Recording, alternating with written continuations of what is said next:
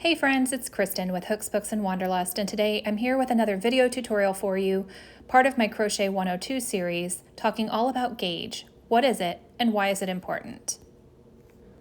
You ever have a project you're working on where you're following the pattern to a T? You're using the same hook size, the same yarn that's recommended, and no matter what you do, no matter how perfectly you made it, when you try that hat on your head, it's too big, or it's too small, or maybe it's too short or too tall. Well, friends, that comes down to gauge. So today's video is going to talk all about gauge, more specifically tension, and how to fix it. Now, when I say tension, I'm not talking about the buildup that you get when you're reading one of your favorite books and your heart's pounding away and you have to know what happens next, not that kind of tension. I'm talking about the tension of how tightly or how loosely you crochet your stitches. So let's jump in. Grab your hook, grab your yarn, and let's go.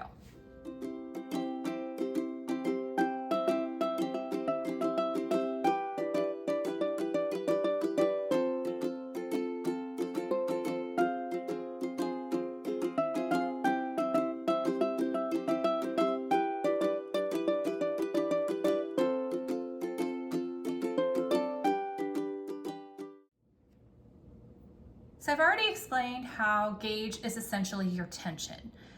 How tightly or how loosely you're crocheting or knitting, as it were, your fabric. But what does that mean tangibly? Gauge is defined as the number of stitches and rows in a given measurement of fabric.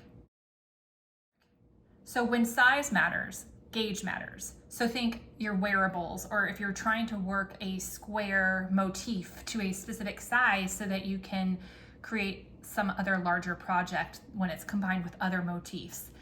If your gauge is off by a little, it can end up being off by a lot when you consider the thousands of stitches that go into a project. And the thing is, everybody's tension is different. We are all unique in this way. So there's a number of factors that can actually impact our tension. Our own tension can vary from day to day, just individually. So factors include how we hold our yarn or our hook, the type of yarn fiber we're using. Is it acrylic or is it cotton? It can include the finish on that yarn. Is it really slippery or is it kind of a rougher texture? It can have to do with yarn weight. So in one category of yarn, there can be multiple different thicknesses of that yarn in that category. So they're not all created equal. It can come down to your hook material, even your mood. It's crazy. I'll get listening to a great audiobook. Maybe I've got some thriller that I'm listening to, and as that suspense builds, as my tension builds in the book, my tension gets tighter when I'm working.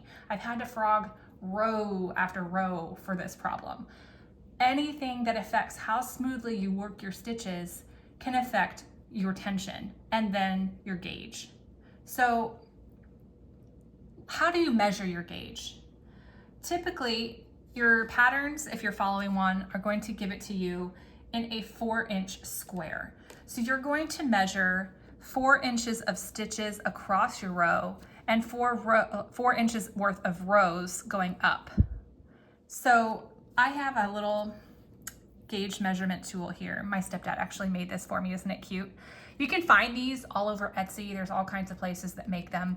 But you can see here that I've got 4 inches by 4 inches, and that is 4 inches is 10 centimeters. So I've got centimeters on one side and inches on the other. But what I'm going to do here is I'm going to line up and count how many stitches I can get. 11 stitches, half double crochets across in my 4 inches, and then how many rows that translates to as well. So I've already got 1, 2, 3, 4, 5, 6, 7, 8, 9. So roughly nine rows. So that is my gauge for this swatch. Now, one thing to note when you make your gauge swatch, you want to make sure that if your pattern gives it to you as a 4-inch square, you'll notice that I made my square much larger than 4 inches. I think it's like 5.5 in this instance. Close enough. So I made it larger, and the reason for that is because when you're working your beginning and ending stitches, sometimes those edge stitches can be an inconsistent tension. So you don't want to base your gauge off of those. You really want to go for those center, more consistent stitches. So make your gauge swatch large enough so that you can measure only those center stitches when you're measuring your 4 inches or whatever other measurement was given in your gauge. You're going to want to start with the same hook size that's given in the pattern and work up or down from there. So you'll make your swatch as it's written in the pattern. In this instance, I made a swatch of half double crochets and just worked it larger than 4 inches to be able to measure my gauge. So you're going to want to make sure that you note down the number of stitches when you measure across the V's. Let me show you here. You can use a tape measure too.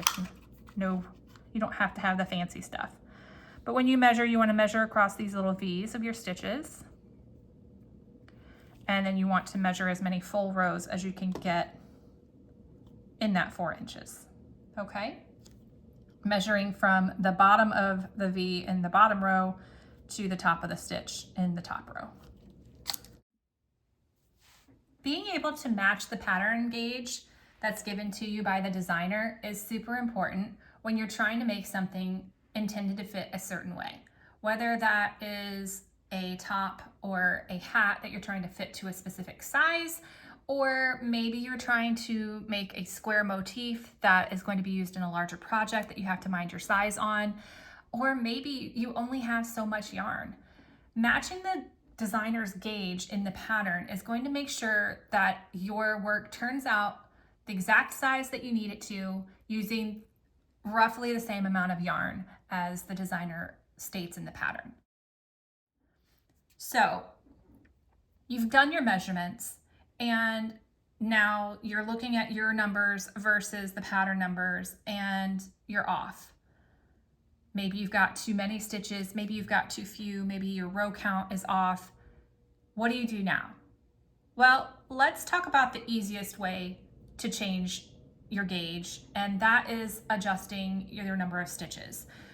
If you have too many stitches, that means you are crocheting a little too tightly. You might consider going up a hook size. Maybe you were working with a wooden hook and you need to switch to a metal hook. Something that's going to make that yarn go a little more smoothly as you're working it and create a little less friction so that you don't end up crocheting as tightly. It'll loosen you up a little bit. Maybe you have too few stitches. If you have too few stitches, your tension is a little on the looser side. So your stitches are kind of bigger than they're supposed to be. Try going down a hook size or switching from a metal hook to a wooden hook. If you get to a point where you're going to be doing a lot of trial and error with this, and you get to a point where you just cannot make it work, another thing to consider is your yarn weight. So if you have gotten close with a hook size, maybe start with that hook size and change to another yarn that's in that same weight category. So here I've got a medium CYC 4 weight, just your medium weight yarn or worsted weight yarn. But that is a very, very broad category. As you will experience, like, it can go from super thin to super thick and still be all in the same category. It's crazy how much variance there can be. So not all yarns within a same weight category are created equal. Simply changing up your yarn could be exactly what you need to just make that gauge finally hit. It's going to be, again, a lot of trial and error. There's a lot of different factors, but most commonly people are able to meet gauge when they change their hook size. So the rule of thumb for that is if you have too many stitches, go up a hook size. If you have too few, go down a hook size. And then you can adjust from there, playing with the other factors as you need to. So what do you do when your row count is off for your gauge? Well, that's a little trickier. It's not as simple as going up or down in your hook size, because hook size really only determines the width of your stitches, not the height. So what affects the height of our stitches, and how do we adjust that? The height of your stitches is actually determined by how you're working your stitches, how you're holding your yarn, whether you're pulling on it when you are working it, or whether you are kind of lifting it up. We call that being either a yanker or a lifter. These are terms that you will run into when you work with the golden loop method. Before we get into what that is, I want to show you first these 3 swatches that you've been staring at. So you can see that they're all different sizes, but what you don't realize maybe is that they are all the exact same number of stitches in rows of the exact same stitch. They are all 13 half double crochets across and 4 rows tall, but they are all different sizes. And you can see that even more visibly when I stack them and I line up those bottom edges. Now I use the exact same yarn for these, all in the same hook size, and yet I've got 3 different heights. So how did that happen? Well, in this one, my tension was super tight, and I'm gonna end up with way more rows in a given measurement than I should. And with this one, my tension was super loose, and I'm gonna end up with too few rows in a given measurement. This one is kind of a happy medium somewhere in between both of them. So what happened was when my tension was too tight, I was really tugging that yarn as I was working it. With this one, I was pulling that first loop all the way up and maybe lifting up the stitch, and you can just see how tall these stitches are compared to their counterparts over here. It's almost twice the height. So it's easy to see how being off by a little can end up being off by a lot. So what is the golden loop? And how do you adjust it? That's next. Let's dive into the golden loop. So I've got here a swatch of half double crochet, but whether you're making a half double crochet, a single crochet, double, it doesn't matter what stitch you're making because you're always going to have a golden loop. And the method is going to be the same regardless of what stitch you're working. So I'm going to go ahead and start my half double crochet just like I normally would and yarn over. I'm inserting my hook into the stitch and pulling up a loop. That very first loop that I just pulled up, before I yarn over and pull through any more loops, that very first loop is our golden loop. The height of this golden loop is going to determine the height for our stitches. So if you have a small loop, you're going to have a shorter stitch. If you have a taller loop, you're going to have a taller stitch. And your trick is going to be finding that happy medium that gets you to match gauge. So let me show you what I'm talking about. If your loop tends to be a little smaller, like this, then you might end up with too many rows. Maybe you even tug like that.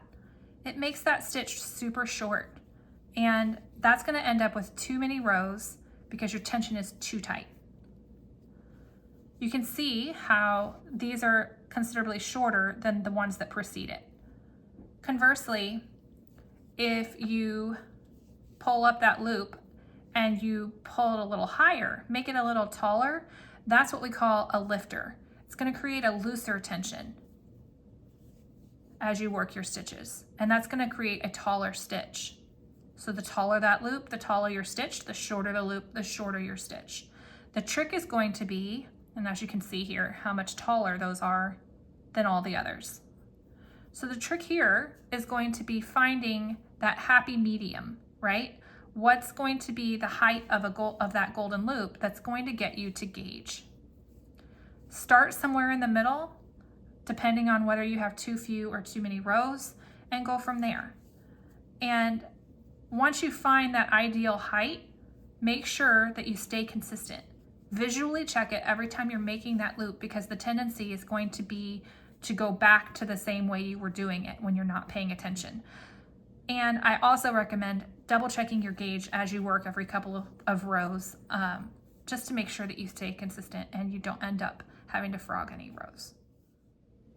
So the rule of thumb here is when you're off for the row count on your gauge, if you have too many rows, then you are a yanker. You're going to want to loosen up your tension by lengthening that golden loop. If you have too few rows in your gauge, then you are a lifter. That means your tension is too loose and you need to tighten up or shorten that golden loop when you're working your stitches. And I can't stress enough, when you are changing your normal rhythm and your normal tension like this for row adjustments, you need to make sure that you are checking your gauge frequently, every couple of rows, to make sure you're staying consistent. Making sure that you check your gauge as you go will help you make sure that your project fits the exact way that it was supposed to, or that it's the size that it's intended to be. That's it for gauge, and that's it for this tutorial. If you have any questions, please leave those in the comments below and I will answer them as soon as I can. I'm also going to be putting up an informative blog post, which I will link in the description for you below. If you found this video helpful, please give it a thumbs up. That really helps out my channel. Maybe even consider subscribing. That helps too. If there's anything that you would like to see on a future tutorial, don't hesitate to reach out and let me know that as well. Until next time, happy stitching!